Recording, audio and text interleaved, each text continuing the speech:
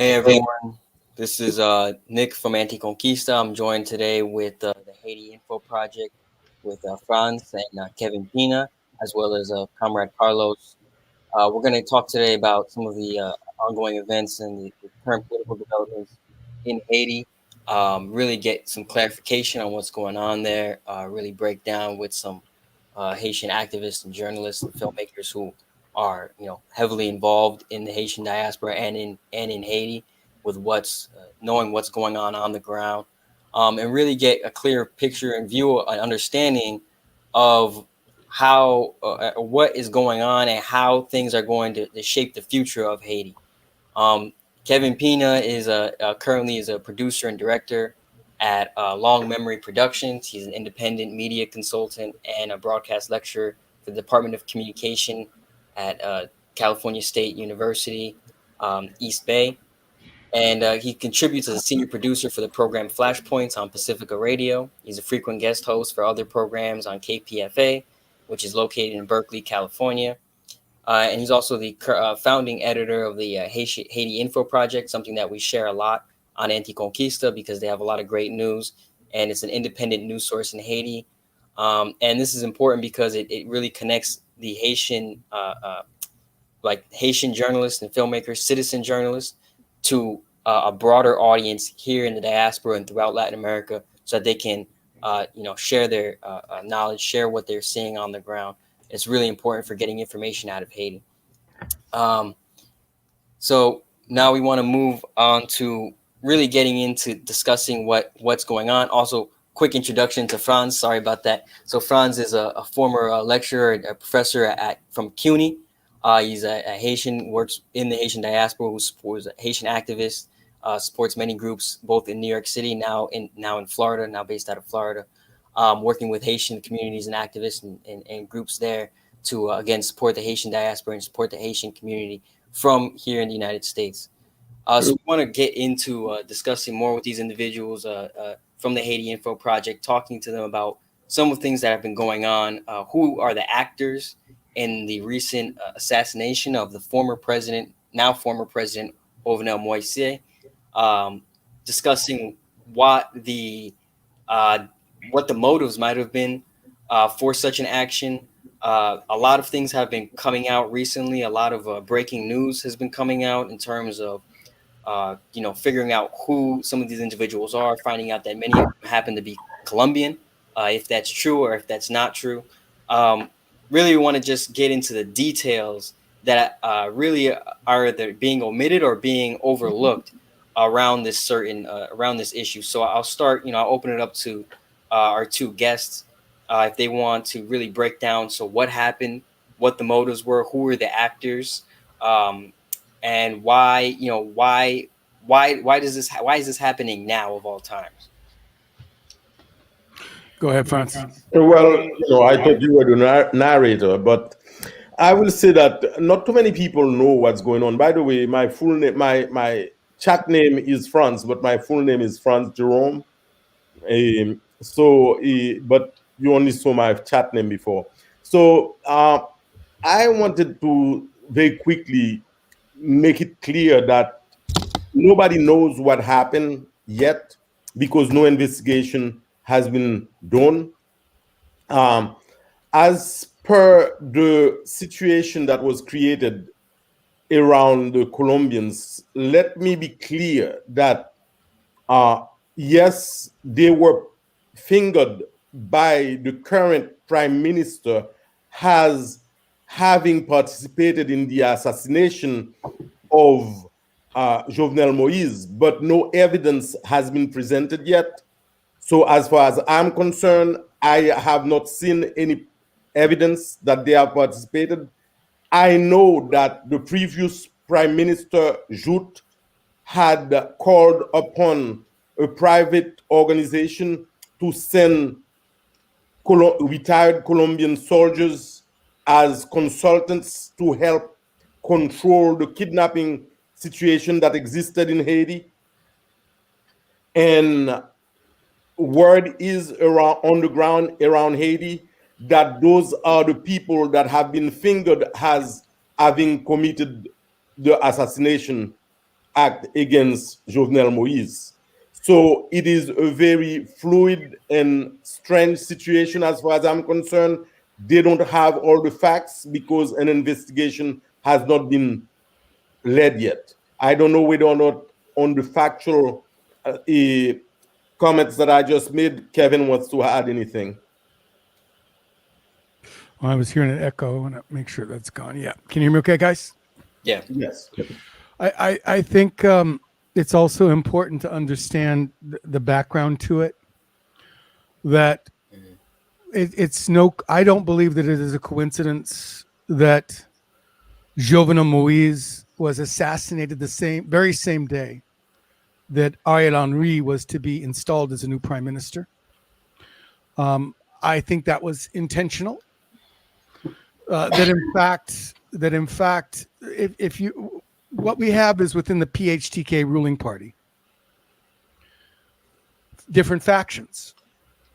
And the two major factions, I would argue, are the Martelly Old Guard Neo de Valieres and the GNB, represented by Claude Joseph. Yeah. By Claude Joseph. And of course, those who know the history, Hervé Santilus and former parliamentarian Guy Baudot. And they were really the brown shirts, the shock troops of APED and what was called the G184, which was the organization that attempted to create the illusion of a mass movement to overthrow Jean-Bertrand Aristide, when in fact we know that what really overthrew him were paramilitaries that were armed with U.S. guns that came over from the Dominican Republic that led to the pretext where U.S. Marines were able to kidnap him and shuttle him out of the country unceremoniously in a coup d'etat, a second coup against his second Lavalas government. And just important fact to note that it was not just Aristide. There were 7,500 elected positions throughout the country at the federal, local levels that were also eliminated. This was a coup against a constitutional, duly constituted government and a movement of the people, which of course was not a bloodless coup. The 2004 coup led to many, many deaths. I documented those in the streets. I was living there during that period. But the point is that the other tendency in the PHTK, the GNBs, as they're called, the Grenamboudan, which is a very, it's a very crude statement. It literally means testicles up your butt. And it's a macho way of saying you can't hurt me is really what it means. I'm invincible. And so they took their name, GNB, the acronym of that statement. And so Claude Joseph represents that tendency within the PHTK. And so I don't believe that it's an accident that Jovenel Moïse was killed the very same day that Ariel Henry was supposed to assume the prime ministership, instead opening the door for Claude Joseph to declare himself president, and now the GNB wing of the PHTK being accepted by the international community to oversee the next elections. And for me, the motive is quite clear, which is that everybody knows that the PHTK under the Martelly wing, and that included Jovenel Moïse, was no longer tenable. That the same tricks that they had pulled for voter suppression, which we're all very aware of now, in the last elections, because remember that Jovenel Moïse's election was highly contested. He came into office with a lack of credibility among the population because of the fraud in that election, and only again was anointed president by the international community in the United States government. They were the ones who always decide in the end of this. So they were untenable. They were not going to win those next elections, even though it is rumored and we suspect that Ariel Henry was empowered by Jovenel Moïse to begin to open the government, that he was going to actually appoint opposition members or try to invite the opposition into his new cabinet. We'll never know now because Jovenel Moïse was assassinated the same day he was to take office.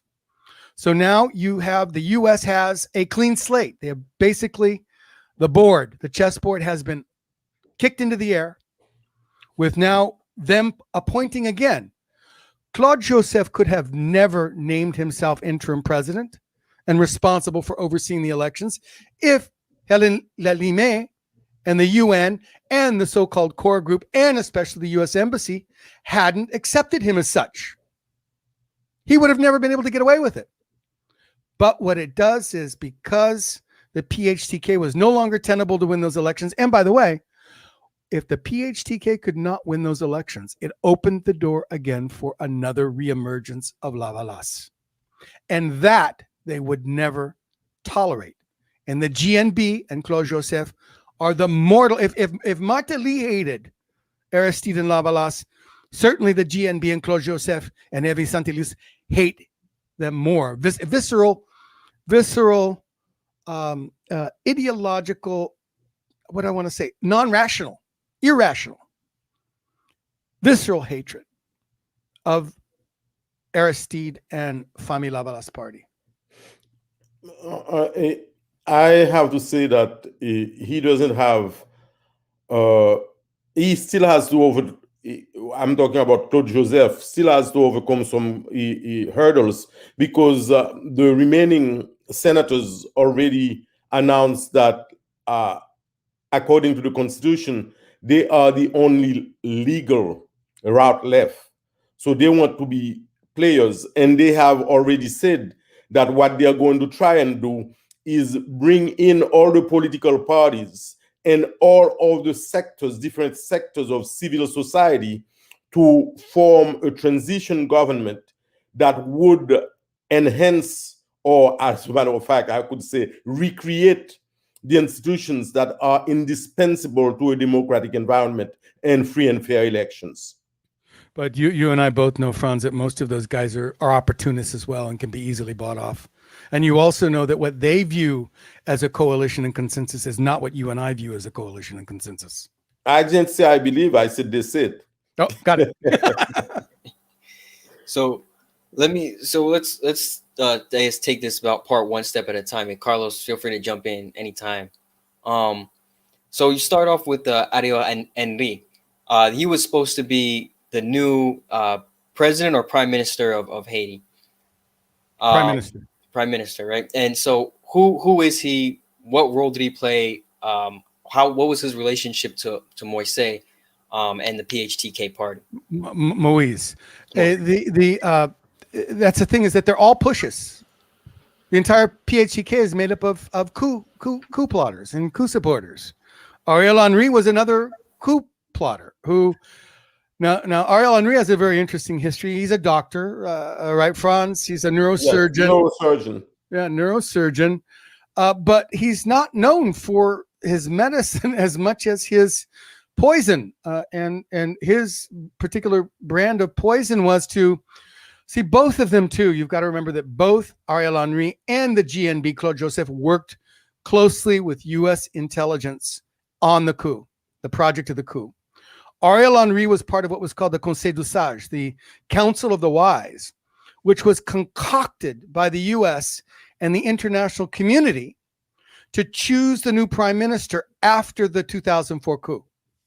So Ariel Henry is part of that crew. He played ball with U.S. intelligence then. He's continued a relationship with them. If you look at Claude Joseph, the prime minister, who's now declared himself interim president, he also has a long relationship with U.S. intelligence. You'll see that the student organization that he represented, which was part of the GNB movement to overthrow Aristide, was heavily funded by USAID, NDI, the usual suspects. But more importantly, his education was funded partially by France in reward for his role in the 2004 coup. So they're all pushes. We're just talking about I'm sorry, go ahead, Franz. You want to jump in? I was going to say, with a slight distinction between the two. The group that took over is the extreme right. Ariel Henry was at one point from a socialist type tendency. He was part of the intellectual class that hated Aristide, because when he became president, he didn't hand over power to them, because they are the intellectual elite that were supposed to run things. And that's the only reason why they had a fallout with Aristide. It's because they felt that he should have handed overpower to them so that they could run things, since they are the experts, the intellectual elite that could have run things. See, I would agree with you, except I'd say that former leftists who work with the CIA are of the worst brand possible. Yes, but I'm just saying, you want to paint a clear picture. I got it. Yes, thank you. It's true. And by the way, if they are the worst brand, we want to know that as well. We want to know that he was a former leftist who collaborated with a right-wing government and right-wing coup. It's like Juan Gabriel Valdez, right? Was part of Unidad Popular in Chile. And here this guy ends up overseeing massacres in Haiti years later. Unbelievable. Yeah, thank you guys. I just wanted to say, this is super enlightening for us as Latin Americans in the diaspora, is our main audience. And for us, Haiti is very important, but we know very little about Haiti, for several reasons, including racism and the fact that, Haiti is kind of is always neglected in our analysis. But as anti-imperialists, we do like to, understand it from a, broader picture. And why is the US so heavily involved? What is their interest in the country? We know obviously that the US meddles in all of our countries. I'm from Colombia, which has something to do with this particular story as well. But yeah, we know that in Colombia, the reasons why the US is involved, even though they say it's for humanitarian reasons or for the war on drugs and so on, we know that the reality of it is that they have a lot of economic and geopolitical interests in the country. So yeah, I would like to know, and for us who want to understand Haiti better, why is the US so heavily involved, and also why do you guys think that so many Colombians were involved in the killing of Moïse? Well, one thing I'm going to say is that we have to be careful when we talk about poverty. The Congo, for example, may be the poorest country in Africa, but it has been made poor because it has most of the minerals, the natural resources that the international forces, the global forces are seeking. So, Haiti has natural resources. It has something called iridium, which I believe it's only in Haiti that you can find iridium in mineable form. Every place else you will find traces of iridium. Franz, just real quick, you got to tell that story about when the U.S. military came in and took out the whole top of a mountain. And you just told the story. That's called Saving Haiti. Well, you can give the name and a little more details. No, yeah. You see, there are the story about iridium is that it's a metal that fell on the planet through a meteorite that fell in a Yucatan Peninsula. The big, gigantic crater at the bottom of the sea in the Yucatan Peninsula. Well, that meteorite dropped traces of iridium in Haiti. Oh, I have to go and plug my computer on real quick. I didn't mean to use that one, so that's why it's like that. So can you stop the? Yeah. Can you black me and I'll Kevin can take over for the time being, and I'll go and get my. Yeah, definitely. Yeah, no problem. What happened there? he has to go and charge his laptop. Okay. Right. But in the meantime, it's super interesting. The U.S. military flew in with 6 large helicopters with huge scoops, and then they brought in these huge land movers, and they literally removed the top of the entire mountain in a night, in an evening, one night. The top of the mountain was completely gone. There was just a plateau, and it was because they yanked out the iridium. Now, who gave them permission to do that? We assume it was the Haitian government, but the point is that Haiti's not poor. Right. Haiti's very rich, in fact. And I think that's why, Kevin, that's why it's important for us to kind of look at it from that kind of context, because when we look at the news and we see the president of Haiti is being shot, and then it feeds into the whole narrative of Haiti being this place where there's chaos and there's gangs and there's violence and there's poverty. But what is the actual root causes, you know? The same thing it is in every country in America Latina, in El Caribe, and that is the elite. The wealthy elites that are in alliance with the elites in the United States. We're talking about an oligarchy, a few families.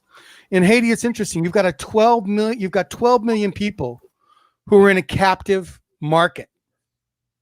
You understand? So it's astounding, but this year it is estimated that Haiti's gross domestic product will be comprised 60% of remittances.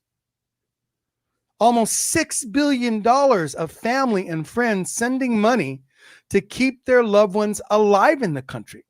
Well, when that money goes to the country, what does it go to? Where does it go? It goes to Digicel, right? It goes to it's not Itel anymore. What the hell is that now? It's Natcom. It goes to the Bijots, the Accras, the Haluns, who control monopolies on rice and beans and sugar, because that's what people subsist in. Oil, cooking oil, right? And pat tomate, tomato paste, and oignon, onion. So, but the point is, the staples, the major staples, are controlled by a few families, and they have a captive market. And these are not free market capitalists, right?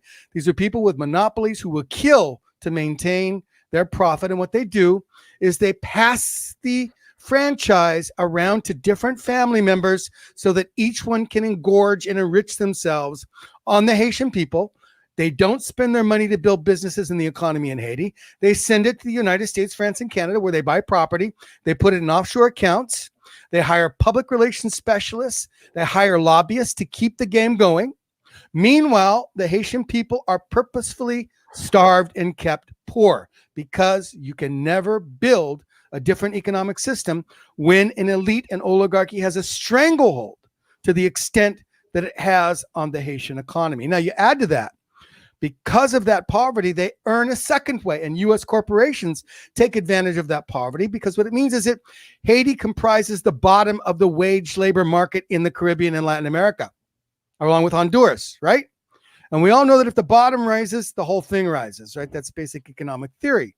So they have a vested interest in keeping wages low in Haiti, not to mention companies like Gildan Activewear, the largest apparel manufacturer in the world, Fruit of the Loom, innumerable players that we can mention who have Haitian business partners in the elite, right? Take advantage of Haiti's cheap labor by virtue of maintaining poverty in that country. There's a vested interest in keeping the Haitian people poor despite its riches. I was going to say, I was talking about the natural resources. I was talking about iridium, but it's much more interesting to talk about gold, since gold is the monopoly of the Queen of England. Wherever you see gold mines throughout the world, you see either Canada or England involved in exploiting it. Canada initiated the overthrow of Jean-Bertrand Aristide because Jean-Bertrand Aristide told them to stop stealing the gold of Haiti that Preval had illegally given to them, granted to them, or I don't know how you want to put it. But there was an illegal accord because there was no legislature to ratify the accord, and the Haitian constitution says that any accord made by the president must be ratified by the General Assembly, the National Assembly, which is a combination of both deputies and senators that vote on equal terms. Now, on top of that, you have billions of dollars in gold. In just the one that they were exploiting has over $25 billion worth of gold. Now, imagine 25 billions worth of gold sitting in the reserve of the National Bank of Haiti. All of a sudden, the currency is stabilized. The currency, when Aristide was president, was about 30 goods. 10 years earlier, it was about 5 goods for $1. Now it's about 100 goods for $1. So you can have stability, but you can also have national investment, which is something that doesn't exist right now. Every time, that's what Kevin just addressed. The oligarchy doesn't put their money back in the economy. But most importantly, you have a situation where if mines have to be exploited, the people must remain poor. Blacks were brought to the new continent to serve as labor force, not as multimillionaire iridium sellers or iridium traders or oil exploiters. So the problem that they have, and that's the first thing they were trying to do with Jovenel Moïse, is change the Haitian constitution. The Haitian constitution says that everything that's on the ground, all of the subterranean riches, belong to the collectivity of the people. The first thing Jovenel Moïse was trying to change, he was saying that he, as president, has the right to grant exploitation rights to anybody he wants to grant it to. And if in the process he's embezzling money and misappropriating the state funds, he cannot be tried by any tribunal in the world. Those are things that they actually included in the new constitution that they want to run through the throat of Haitians, and the OAS and the United Nations are part of the group of people trying to force that constitution on the Haitian people. It's unbelievable. So you have a situation where, yes, Haiti is poor now. However, poverty is a matter of how you look at it, because the possibility of future blooming growth, future growth, is something that they have to control. Because if you don't have progress through them, you don't have progress, period. So I just to follow up with all that, because we know it's not just, as you said, we have Haiti, we have Honduras, we have much of Africa. Give the example of the Congo, where a lot of this is very true, where it's not the people that are poor, it's not the nations that are poor. It is an investment in poverty, which Western imperialist nations make in order to ensure that this source of cheap labor still exists for the international corporations. Now, my question, I guess, to follow up on that is, so then why did they need to get rid of Moïse in order to ensure that they managed to have this sort of monopoly control over the resources? Was because at some point he was an ally to the US, right? Not only, I guess, two parts to this question was why get rid of him, and two, who were the actors that were engaged in getting rid of him? Who felt that it was in their interest to do so? Kevin, you're going to repeat that because you said it already. Yeah, I'll do it again. Moïse, Jovenel, and the PHTK under his leadership was no longer reliable to win the upcoming elections. They knew they were going to have elections, and it opened the door for a reemergence of Famille Lavalas, because it's Famille Lavalas that had written the white paper, Livre Blanche, that Aristide had published, which actually was the first document that gave us a full assessment of all the wealth in the country, reiterating the Haitian constitution that it belonged to the Haitian people. Anything that would smack of a reemergence of Lavalas will not be accepted. Therefore, if Jovenel Moïse was no longer possible to lead that party to victory, he was not useful to anyone as president of Haiti. It is more important to them dead than alive. That's correct. And so that's why this murder has to be seen as a coup d'etat, an internal coup within the PHTK, to change the face of the party, to make it more viable for them to control and fix the next elections. Now you have, as Franz said, the ultra-right of the PHTK, again, the brown shirt shock troops of the 2004 coup in the streets, now in charge of the government of Haiti. But as I said earlier, both wings have had long contacts with U.S. intelligence agencies, with U.S. intelligence agencies in the United States. So, pick one or the other. One's viable, one's not. And so it must be changed by upsetting the playing board here. They have now given themselves an opportunity to bring in again.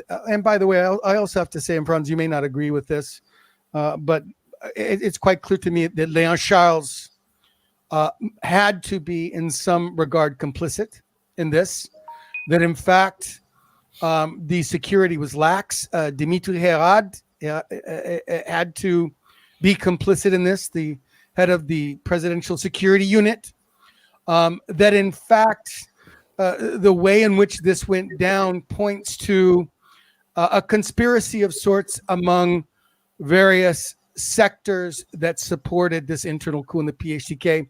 And I also believe that we've seen Boulos jump on board rather quickly to support Claude Joseph.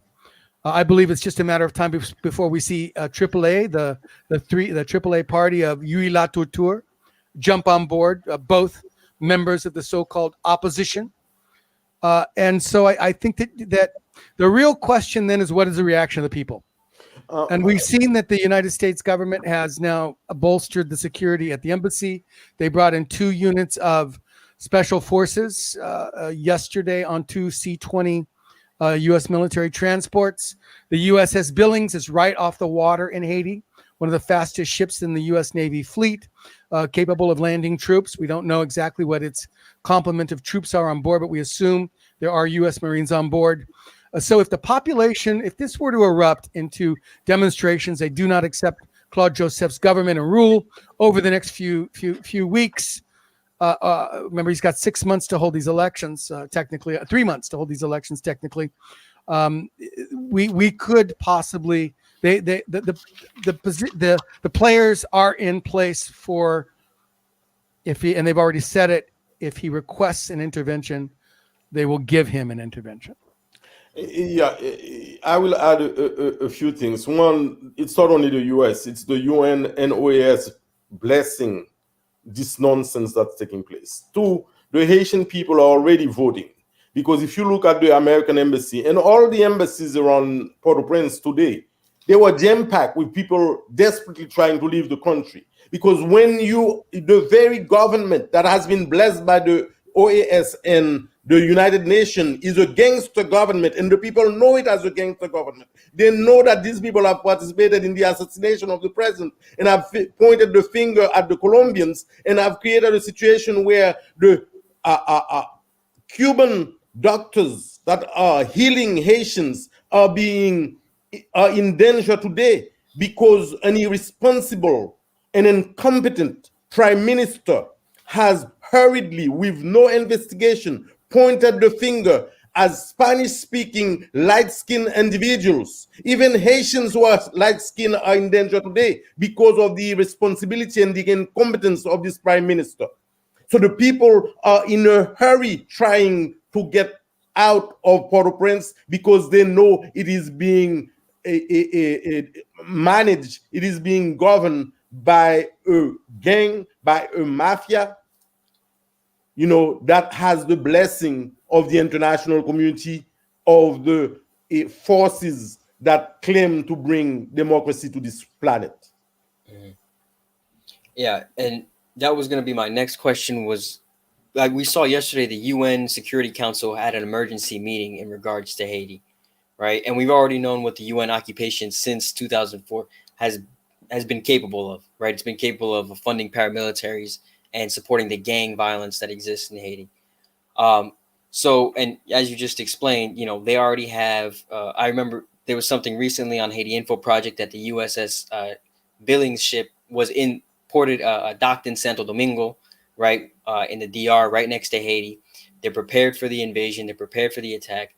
But we look at internally what's going on in Haiti. Internally, we've seen reports of these new gangs, these revolutionary, as some have called them, revolutionary gangs that are representative of the people and are fighting for Lavalas, or fighting for the Haitian poor.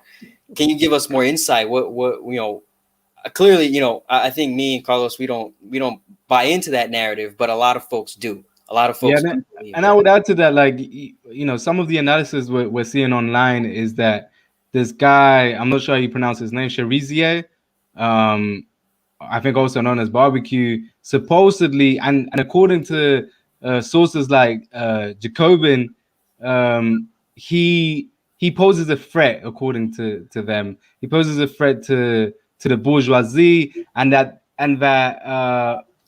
the president that was murdered did not have the ability to fight back these gangs, and so that's why they had to take him out in order to bring in the US and the UN and kind of protect the bourgeoisie from these gangs. But yeah, Well, remember I told you that both Ariel Henry and Claude Joseph are pushes, right? They both were part of the 2004 coup, have relationships and ties to U.S. intelligence agencies, were funded by U.S. non-governmental organizations through USAID, etc. Well, how do you think that Ariel Henry's name came up as prime minister? June 24th, it was Barbecue, Jimmy Cherizier, who demanded that Ariel Henry be installed as a prime minister. Am I right, Franz? Yes. so how on earth is right? How on earth is somebody who they're claiming has a greater affinity to Lavalas and Aristide than they do to Jovenel Moïse? When by the way, we have evidence to show that Jovenel Moïse's government was funding Barbecue and encouraging Barbecue, particularly during the massacre of La Saline in November 2018. We've documented that relationship. But how do you call this guy a revolutionary when he's the one who's dictating the terms of Jovenel Moïse, who's going to be the next prime minister? I don't. How do you reconcile that? I mean, I don't think you can, because it's obviously a false premise. Franz, you want to take it from there? I didn't want to say anything because I didn't want to laugh. But you don't have to name names. You don't have to name names about who's the perpetrator behind that line, that political line. There's a famous theory that's floating around from a newspaper in New York that claims that Jimmy Cherizier Barbecue is closer to Lavalas ideologically than he is to PHTK. However, he is someone who has been trained to terrorize the population. He is someone who has been trained to replace occupying armies so that the people cannot exercise their political rights, so that the people cannot organize, so that the people cannot form the chief armies, the little families, groups, so that they can support the party that they desire, the ideology that they desire, the development plan that they desire.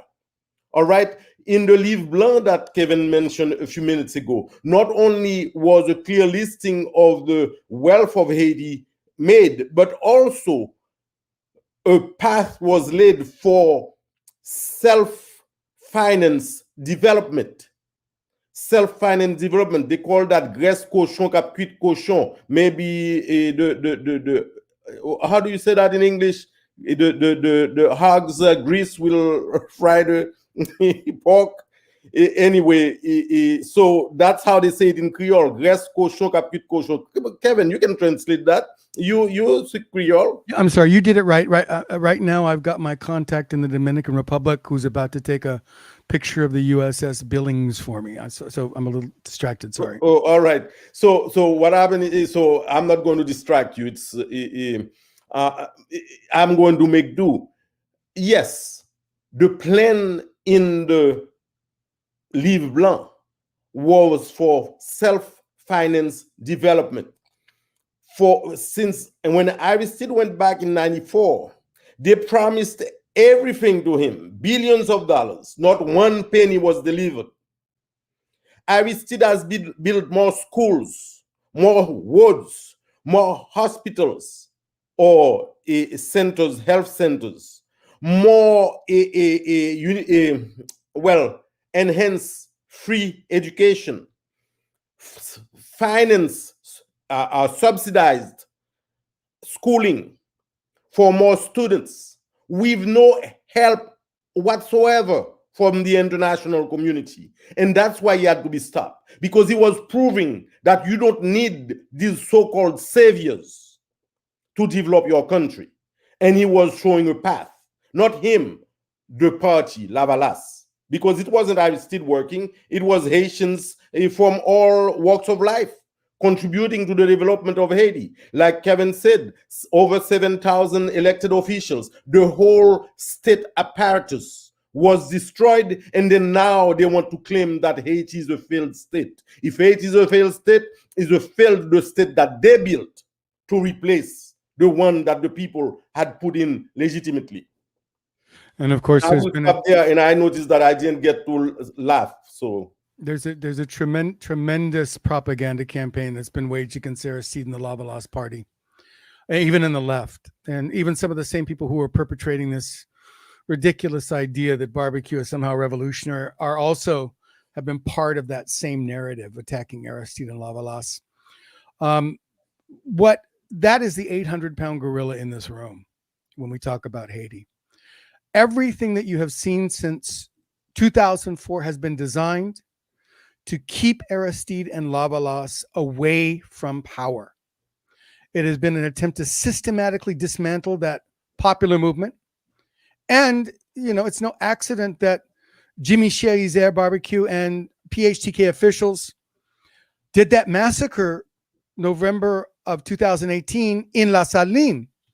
And it was in the area of Aristide's former parish, Saint Jean Bosco, because Saint Jean Bosco has served as a launching site for massive protests historically over the last 2 decades.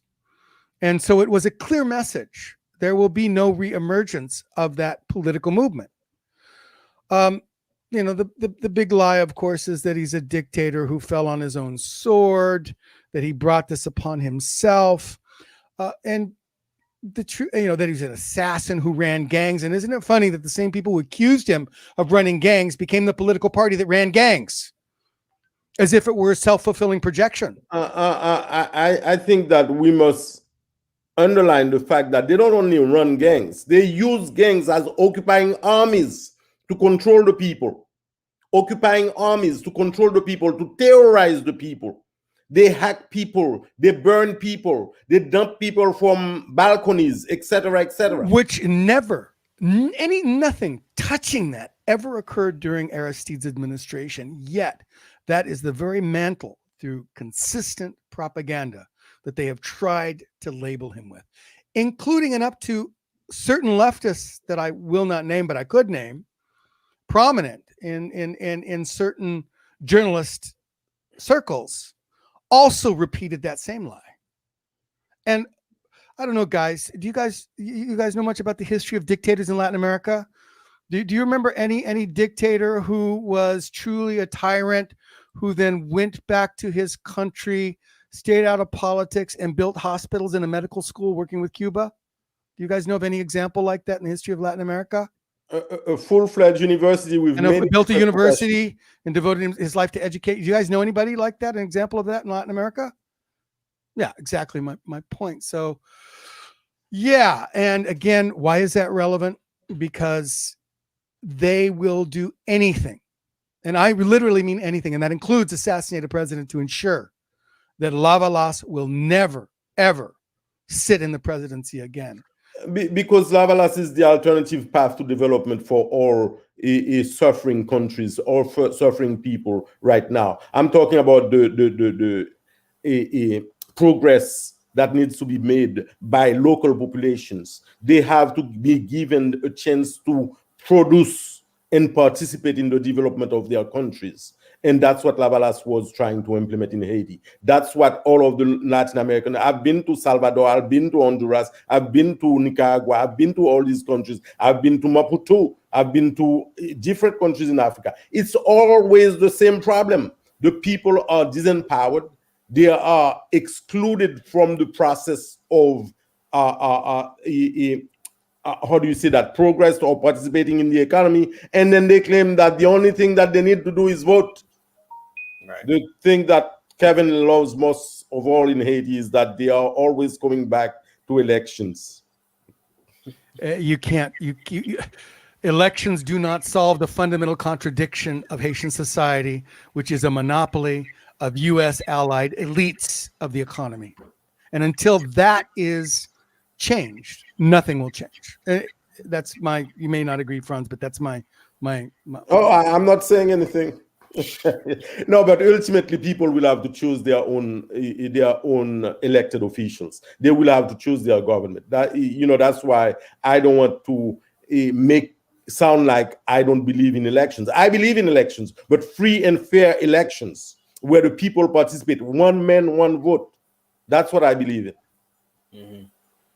One of the things I wanted to talk about is how Haiti's issues are again, like, where it's difficult to see where the hope is for people, especially for people like us. We don't know much about Haiti, and it looks like they paint it to us like a chaos, like we were talking about this earlier, a chaos where is just gangs and violence and poverty.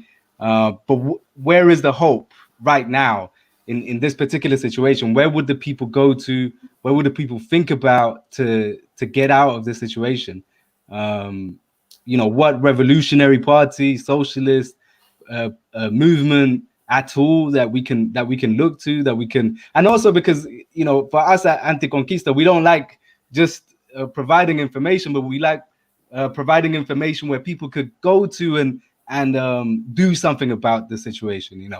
Make visible the movements that need to be, that need a platform, and also, like, for us at ANTICONQUISTA, we also provide financial support for revolutionary movements back home. So where can we look for that?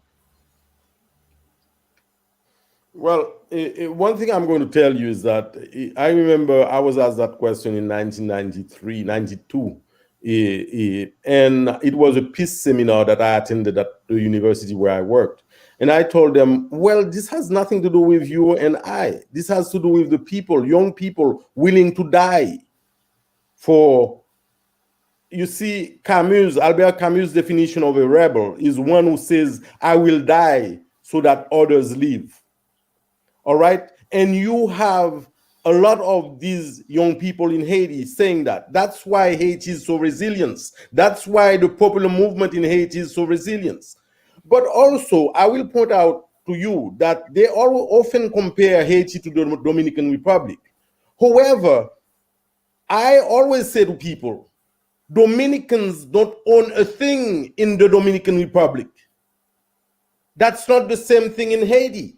Haitians own everything in Haiti still. And that's why they are fighting Haitians so harshly. That's why they are terrorizing the people, because they want to come in and claim through the concepts of business has to be held a certain way. Business, you have to invest, you have to open up the country, free market, etc., etc. In the meantime, they distribute guns to gangs. They distribute guns to gangs. They don't give them a petty cash or money to start companies or to produce things. They give them guns to kill the people. And then they are talking about, oh, you have to go with free market. There is no free market in Haiti right now because Kevin explained it very well a few minutes ago. The oligarchy has monopolized everything, but it's through terror and pain and killing and bloodshedding that they have monopolized the economy. So Haiti right now, all of the wealth of the country still belongs to the people. That's why they have to continue to disenfranchise, disempower, and also dispossess people. Peasants are being dispossessed every day in Haiti, and peasants are organizing every day in Haiti to fight back. Kevin, I will say that you're going to now talk about education, and I'm just kidding. Well, I would just add that the greatest act of solidarity is to choose carefully who you work with. that like any people, Haitians have a left, a right, and a center, and being Haitian is not a guarantee of good politics, as Franz will tell you.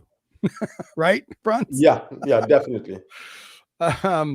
Nationalism is not a guarantee, because we also know that nationalism can be used by the right as well as the left, as Duvalier used noirisme as a movement, can be reactionary. Having said that, it means that people need to study. They should be aware of not just the larger sweep of Haitian history, but when we talk about Claude Joseph, when we talk about Hervé Santilus, when we talk about Ariel Henry, when we talk about Jovenel Moïse, when we talk about Desra, when we talk about, I could drop lots of names for you of Haitian politicians of different political stripes. It's important. That's important to know, right? Where people are in the political spectrum in Haiti, because it's part of being intentional in your solidarity. And also their trajectory. And their trajectory, exactly. Can I tell my soccer story, Franz? Which my soccer metaphor, which is that, in Haiti one day I was watching a soccer game, and of course, poor kids in the street, they don't have uniforms, right? I asked a friend, I said, "How do you tell who's on whose team?" And he said, "Well, it's like politics in anywhere. You only know who's on your team by which direction they're kicking the ball." So you got to be really conscious of what people's trajectory are politically. So it's very difficult, but I make no apologies for saying that the longest held contacts I have made of people who've been consistent in their politics on the ground for change have come from the Quartier Populaire and the Organisation Populaire, the popular organizations of different communities, largely affiliated with Lavalas. Now, of course, Lavalas has had a full court press against it, so there has been a different kind of underground that has occurred when it's come to organizing and, if you will, keeping the faith. But it still exists. I think Franz would agree with me. It still exists, that those communities are still out there, but they are very, very difficult to reach and penetrate for a reason. They do not trust NGOs. They do not trust charities. They do, they will only trust those people who respect them enough to listen to their priorities and have a relationship to respect their leadership for what they need to do in their communities and to change their country. It is fortunate or unfortunate that requires relationships that are built over time. Confidence and trust that is built over time.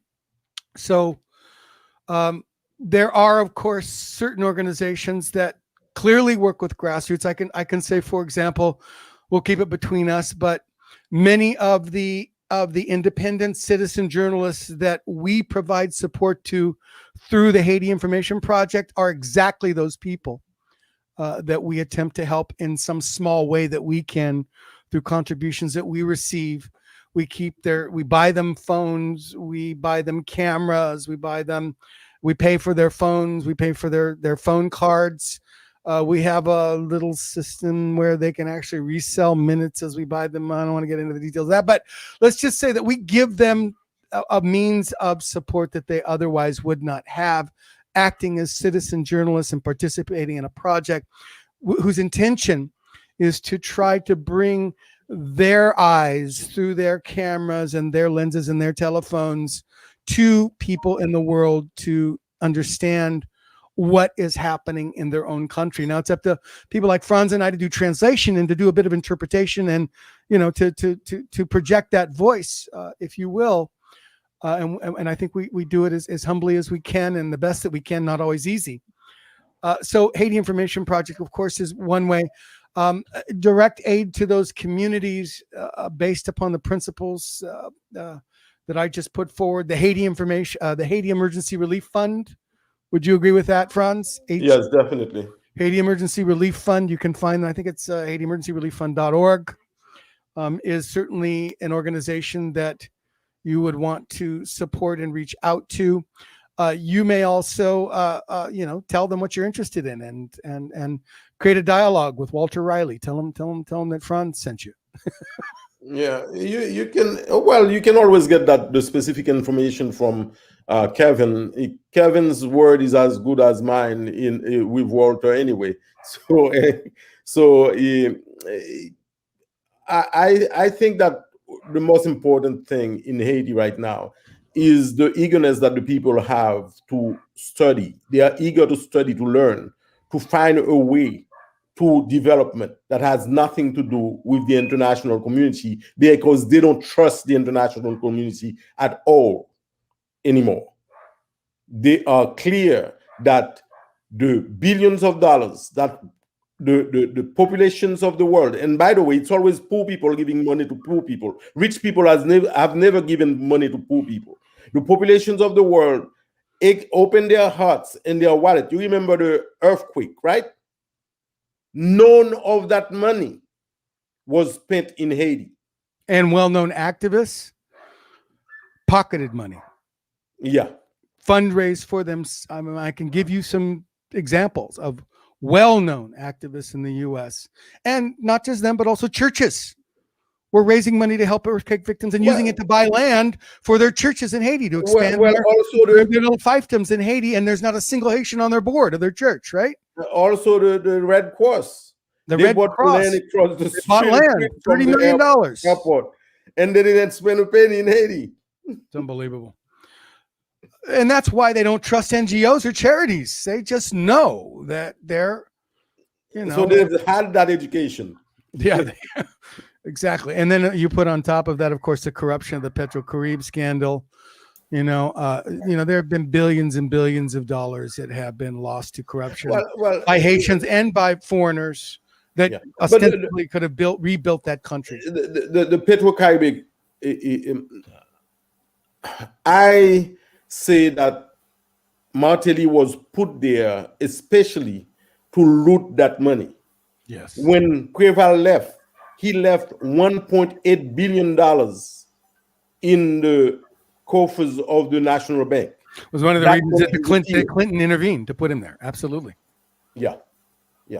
So it was by design.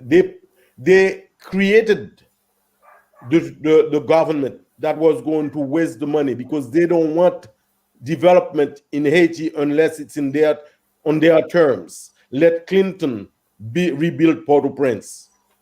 Let them exploit the mines. Let them tell you that you have oil, everybody, even though the rest of the world knows that you have oil, etc., etc., etc. Are we gonna have time for questions from folks who are attending? Yeah, questions from the chat. I mean, if the chat has any questions, please put them in. One person asked about earlier on, asked who is Azili Danto. I don't know if you guys. Franz, I ain't touching that, bro. She is a outspoken activist that was first in the New York area, the tri-state area. For a long time, she promoted the popular movement. It probably still is in her own way. However, I haven't read her stuff in a long time, so I couldn't say which direction she's going right now. But I know that I have done work with her in the past when I was in New York. She is a very articulate. She's a lawyer. She's a very articulate woman who really is outspoken when it comes to Haiti, but she has strong beliefs. And some people say that just because you believe something, it's not necessarily true. She is definitely she's a voice in the Haitian diaspora. As far as her contacts on the ground, I don't know them. I couldn't tell you the extent to which she has penetration with the population, even though it's funny, yesterday somebody from Haiti on one of my blogs posted something that she said. Well, her name is Marguerite Laurent. I've known Marguerite a long time. She was a lawyer who worked at one point as a consultant to the Aristide administration during his first administration in 1991. She has since grown disaffected from Lavalas and Aristide. And I believe now she's been working closely with another old friend of ours, Franz, Moïse Jean-Charles. And Petit Dessalines, yeah, I think that's she's actually found herself a little closer to Kim Ives than she would have thought possible. I wouldn't say that. I think that she definitely supported Moïse Jean-Charles, but I don't think that Kim is supporting Moïse Jean-Charles too, right? So yeah, but that doesn't mean that by correlation. You just were talking about how the right and the left sometimes strangely meet. Opportunistic situations lead to opportunistic, or should I say, desperate situations bring to desperate choices. Desperate situations bring opportunists together. Is that what you're trying to say? No, you said it. Anyway, I love everybody. Okay. Yeah, I knew her. I knew her as an authentic voice in the Haitian community, but she's very dogmatic. And I know one thing as an educator, I always try to learn from my students. So that's all I will say about that. Mm-hmm. And another question from the audience that just came in is, can either of you recommend any books about the Haitian fight by the Haitian people?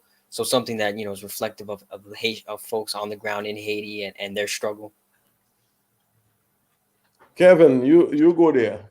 You're the intellectual, bro. I'm the Gramscian here, Yeah, but the book, if you want to understand Haitian history, one of the books that I would recommend, the person excluded that book automatically by saying written by Haitians. C.L.R. James, right? Yeah, C.L.R. James, the Black Jacobins. It's a must read if you want to understand Haitian history. I have found part of the information that I've accumulated in many different books. There are some good Haitian history books written that are in English too by now. But you have to understand that the people who wrote those books were all trained academically like me. So they have biases. They come from a specific social class, etc., etc. You can also read some of the books produced by Jean-Bertrand Aristide. The Third Way. The Third Way is the third eye. Eyes of the Heart is a book that talks about alternative ways to development, which is very, very significant because it ties empathy to the concept of politics in a way that I've never seen before. That I had never seen before. Since then, there are a few other instances that I've seen, not in the Haitian literature, but I think Eyes of the Heart is a book that would help you understand who Jean-Bertrand Aristide is and why he has a love affair with the Haitian people. And I don't know if I'm right, Kevin, you can correct me if I'm wrong, but I believe that the problem that the international forces have by trying to put Lavalas in check, hold Lavalas in check, is the fact that there is a love affair between Haitian population and Jean-Bertrand Aristide, the poor people of Haiti and Jean-Bertrand Aristide. Well, and it goes beyond a cult of personality. It really has to do with, again, trajectory. Yeah, and empathy. He expresses empathy. He's a trained priest. Right. You know what that means? That means that they have to make people believe. No, I'm just kidding. I would also recommend for history, Carolyn Fick, the Saint-Domingue, The Revolution from Below. Let's see if you read French, but I don't know. Has Simeli been translated into English yet? No, I don't think so. I haven't. Moreau de Saint-Marie has written if you read French, you've got to read, but extensive volumes. I mean, you will get into minutiae and detail the Haitian Revolution that you. also Foucher's Marron de la Liberté. Very good. That the Maroons of Liberty. It's in English. I think Watts is the one who translated it. Maroons of Liberty, and there's also Maroons of Syllabais. Syllabais means education. You know, the Maroons had a sophisticated way to be educated. People never find it strange that slaves that were working on plantations were fluent in French and could read and write. But they will not understand that until they read the research that Foucher offered about Marron de la Liberté. Fouchard, Foucher. Thank you. Yeah, and Haitians, young people are still trying to get that education, even though they are trying to exclude them from everything on this planet. For the U.S. occupation, under the first U.S. occupation, which had been the longest U.S. military occupation in history until Afghanistan. It's now the second longest U.S. military occupation in history. Hans Schmidt. What the hell is the name of Hans Schmidt's book? Oh, good Lord. I don't read any books written by Schmidt. Yeah, I know, but he's that. Oh, of course, the United States occupation of Haiti, 1915 to 1934. I know. It's the authoritative book, though, on the occupation. Yeah. He did an excellent job of documenting, and I think there's been a new version of that. Although I disagree with many of his conclusions, I would also recommend Peter Howard's "Damming the Flood." That's what I was going to tell you. Those books that were written in 1994. There's the people from Washington, the one who left WOLA, Washington office on Washington office on Haiti. It's good Lord, the uses of Haiti. No, that's a doctor.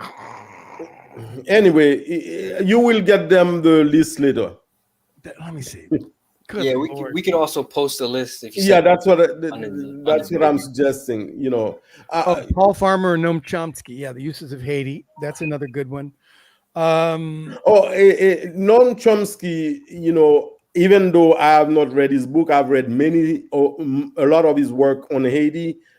He is one of the most logical and clearer-minded intellectuals that I've read when it comes to anything that has to do with popular movement. Me too, except I don't like the relationship he's developed with USAID over the last few years. I did. Well, I know. I'm just saying. I have for some reason I have an allergy to USAID. Those guys make me itch. I don't like them. Listen, one of the books that I've read that I enjoyed the most was written by a Austrian royalty that was affiliated with the Nazis.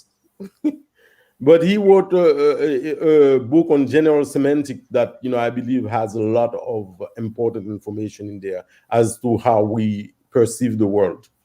Mm-hmm. Mm-hmm. So one of the last things I want to ask, and again, Carlos, you can jump in anytime, but in terms of looking towards the future, after everything that's happened, after everything we talked about, so one of the first things Claude Joseph did was declare a state of siege, right? Now, what is this? There's two things that come to my mind. Is one, what was after the assassination? What was the general reaction from the Haitian people, the masses of people, to the assassination? And what do you see in the future of Haiti after this state of siege has been declared? How long does a state of siege last? Does it last indefinitely until they decide to lift it, or what does the future hold for Haiti? As I understand it, he has recanted that state of siege already. I think that it was because he got reactions that he didn't expect. Also, you have to realize that he is not legitimate to Haitians. He is only legitimate to the international community that's desperately looking for a solution to their problem. He is not legitimate to Haitians. Now, you're going to see a lot of images of Haitians supposedly reacting strongly to Jovenel's death and things like that. Those are scenarios that have been set up. When people are starving, you can manipulate them, but most importantly, can pay them to go and display their love for a president that was killing them for the past 4 years. You can do that. So I wouldn't trust the images that government sources or PHTK sources are putting out right now. The state of siege would have been for 15 days, I believe. That's what he had declared from the inception. It's still technically in effect. He's publicly said it, but he's not in writing removed it, and I think that's intentional. That part of his arsenal, if you will, if the people do not accept him, and they hit the streets, which is entirely possible in the next week or two, that he has two options. One is suspension of all civil liberties, which of course that's what the state of siege was intended to do. And two, the request of international assistance, which has already been offered to him by the United States. Biden's press secretary, Psaki, said yesterday, we're willing to step in and provide whatever they need there, including U.S. military assistance, but we have not received a request. So all of that is in his arsenal should this go south. And again, it's entirely possible. Right now, I think the Haitian people are in shock. I don't know. I think all right. So, Kevin, I have a question for you. How are they going to stage elections in what, 6? Wait. We're in July, 90 days, 45 yeah, 90 in days. September. We were state of siege right now. How are people going to organize? Well, it's only 15. It's only 15 days. You got to ask him, man. 15 days of state of siege. You know, anybody can get a political party. Yeah, but you know that if you got enough money, you know. If they have the state of siege for 15 days, it's going to be for 6 months because people are going to react. People are going to be arrested en masse, and then people are going to start demonstrating and clogging the absent judicial system that has been offered courtesy of United Nations, BNU. You know, you're going to have major problems. You're going to have major problems in the country. And the gangs have already telegraphed on social media that they are planning, and they said it's going to be aimed at the penitentiary and prisons throughout Haiti. Something on July the 15th. July the 15th is an important date in Haiti, isn't it? Listen, every date is an important date in Haiti. July the 15th, that's when I was born. No, I'm just kidding. No, listen, that's the American invasion of Haiti in 1934. That's what you're talking about? Events surrounding that event? I think so. Yeah, but you see, I don't believe that was important. You know, it is... What's important is the rituals that take place at the time. Excuse me, it was July the 13th. They mentioned it in the post. Sorry. Yeah. No, but I knew you were talking about that. But at the same time, I'm saying, you see, if you don't have a resonance in the population, you will have intellectuals talking about it, giving conferences and things like that. But I want to see what the popular movement is going to do in reaction to this nonsense that's going on. Their country has been hijacked, taken over by mobsters, by gangsters. How are they going to react? Because there must be a reaction or it will be unlivable in Port-au-Prince. And Aristide and Maurice Narcisse, the head of the Famille Lavalas party, are still in Cuba. And we're going to see what happens when they return to Haiti, because I know that Famille Lavalas has yet to release a statement on the assassination. I believe they're waiting for... but it's not their business. No, I understand. Because that's an internal riff in the PHTK party and concoctions of the international community. But I expect them to say just that. Right? That's what I expect them to say. Yeah, I hope they are not going to say anything, because when all hell breaks loose, I don't want them to have any excuse and say, well, he should not have spoken. Yeah. You understand what I'm talking about? Of course. Look for any opportunity to attack him. Of course. Carlos, do you have any last questions? Now the last thing I'll say is that, for somebody like me, like I'll be honest, like I know very little about Haiti, and all of this has been super enlightening. It kind of shows the similar histories that the people of our region have had. As a Colombian, a lot of the things that you guys have been saying about Haiti is kind of like a replica of what's happening in our history. And so it's important for us as Latin Americans to view Haiti as that brother or sister country that we must understand better, that we must form ties with, not wait for our states, for our governments to form ties with Haiti, because we know that that's not that's not good for anybody. But the people, ourselves, to form relationships with the people of Haiti, with the diaspora, the Haitian diaspora. So yeah, I appreciate you guys. I know you guys have a show on Saturdays. I think you were saying, Kevin, right?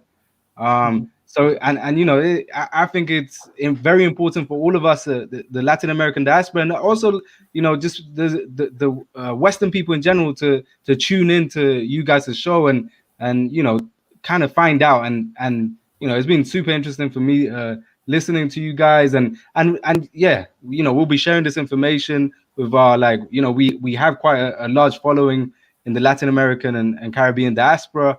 Tens of thousands of people who follow us. So yeah, we'll be sharing the books that you guys recommended, and hopefully some of the clips of you guys talking on here as well. So yeah, it's great, super interesting, and thank you guys for your information. One thing I want to say, on a serious note, I try to make jokes. It's to keep from crying, because what's going on in Haiti is ridiculous. It's a self-defense mechanism that slaves have been using way back before 1804, where we try to look at the lighter side of life in order to keep from going into deep depression. Haitians don't get depressed. They don't commit suicide, but they fight, they resist, and they're very serious about it. It is unacceptable. One man, one child, one woman suffering on this planet is unacceptable when we have the means to take care of everybody. And Carlos, I can't tell you how heartening it is to hear those words, because the propaganda around Haiti in the 2004 coup also deeply affected America Latina. And then when Lula consigned troops to the UN to lead the UN mission, military occupation of Haiti under a Chapter 7 resolution of the UN Security Council, it confused things even further. And many people on the left in Latin America had to justify that, and the way that they did that was by participating in many of the lies, I have to say. And Haiti did not receive the solidarity and support that I believe it should have, given the solidarity and support that historically Haiti has given to Latin America. And that includes the liberation, to Bolivar's troops, going as far as the arming, providing arms and assistance. Colombia was the first Simon Bolivar, right? Yeah. So it's really heartening to hear you say that. However, I do have to give my hats off when there were comrades in Movimiento Sem Terra, the MST, who supported Lula, who had their heads screwed on straight and never, always were consistent in their solidarity. The compañeros in Mexico were always very consistent in their solidarity. In Guatemala as well, the support of the FMLN in El Salvador. There were many within those ranks who were also very consistent in their politics and their solidarity. But then again, Juan Gabriel Valdez, as I gave you the example, who was a member of Allende's party, Unidad Popular, and has these credentials as a progressive, also oversaw one of the most heinous periods of the United Nations military intervention in Haiti, and provided cover to the killing, the murder of Haitians in the streets by UN troops. So in that context, it's extremely heartening to me and gives me hope to hear you say that, Carlos. Thank you so much. No, for sure. And yeah, you guys can count on us for all the information that you guys want to put out. You know, like I said, we got quite a large following on social media. So whatever information you guys want us to put out, we're more than willing. Especially, you know, in terms of Haiti, we tend to always focus on you know the more well-known movements that are going on in Latin America, but and the Caribbean. But we tend to neglect Haiti, and I think, you know, we have to be self-critical and we have to correct that behavior and you know, start, you know, giving Haiti the platform it deserves. And yeah, as Anticonquista, we're more than willing to do that.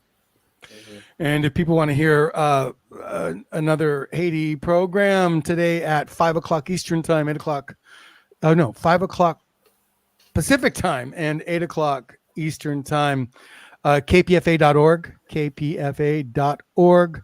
The show is called Flashpoints. Franz and I will be on there with a former UN security expert who's going to talk about the assassination, lived in the neighborhood, same neighborhood as the president, knows the area intimately. We're going to talk about what could have been done, what should have been done, what the role of the police have been and are in Haiti. So tune into that. Also, Franz and I have a show on Radio Kajou, KAJOU.com, every Saturday at 10 o'clock Pacific time, 1 p.m. Eastern time. Every Saturday. That's a bilingual program in Creole and English. It's heard throughout the diaspora and in Haiti itself. So if you like, but it leans heavily towards the English. Well, except when Cafinol is on that. Oh yeah, but you know, then I try to translate what he says very carefully. But you know, most of the situations we summarize in Creole. In English is when the first emission of the ideas are given. So that's something. Also, our Twitter handle, you know, you can reach me personally at Across Mediums on Twitter or at Haiti Info Project. You can see it in the. By the way, Kevin, Yes, sir. you have to remember the UN has a responsibility to protect. that was the program that your friend from Brazil was implementing. Did you hear my response to that on Flashpoints the other day? Yeah, well, I know exactly what you would have said. I don't know. Man, it depends on the context. They should be ashamed that they should ever consider themselves in any way whatsoever having done a positive thing for Haiti through foreign intervention, especially the United Nations mission. It is odious that they would even consider that their role was in any way positive. They've done nothing but create more misery for the Haitian people. So it was the rated PG version. Yeah. Well, thank you guys so much for joining us. I just want to really echo what Carlos said.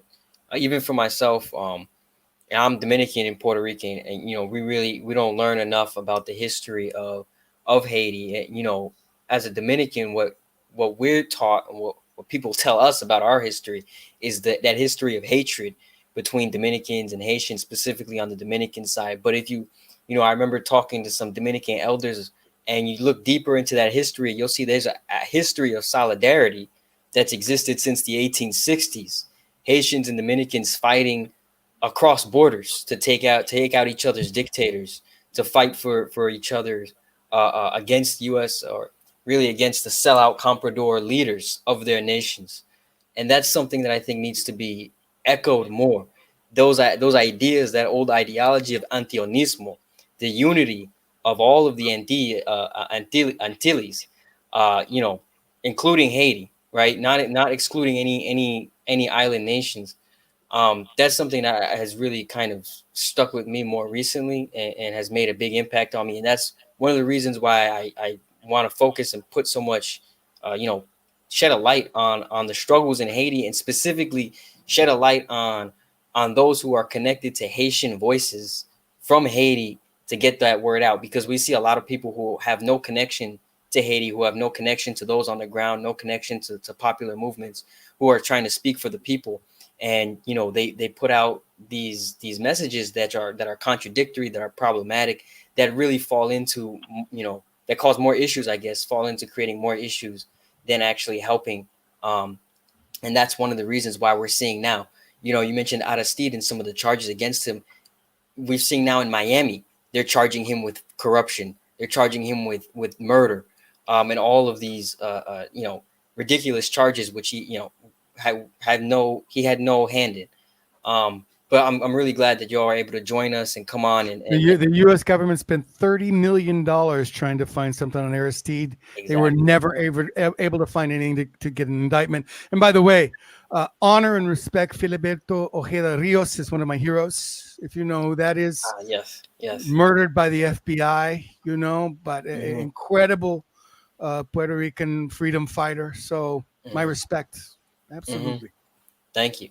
And it's powerful. This sort of Latin American unity and solidarity is something that needs to be emphasized and broadcasted more, because too often what's broadcast is the fighting, is the creation of the hostilities and the divisions between our people.